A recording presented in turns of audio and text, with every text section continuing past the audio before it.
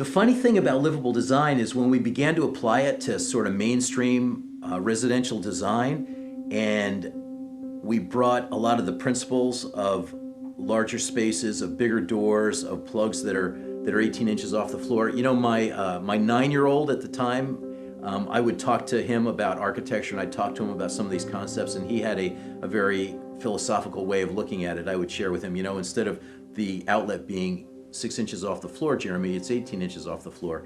And this was what he would say about this. Duh. In other words, there's none of this stuff that's really revolutionary, but what we've done is we've filtered, you know, through 32 years of designing residences, we've filtered through all the things that make a difference in how people live, and we've incorporated them along with our co-creator, Eskaton, and we've taken these elements and we've said, what are the most meaningful? And then how are we going to get them into the home in a cost-effective way? Because once it begins to cost too much, like, I don't want to mention any names, government programs, but there are some things that are out there, ADA, that are they're just so onerous that it just takes the life out of it. So this is a certified program, if you will, but it's the softcore version of a certified program. And it allows designers and architects a way to be able to accommodate things that will inspire people and allow them to live in an independent sort of way in a beautiful environment. Because if it doesn't look good, why bother?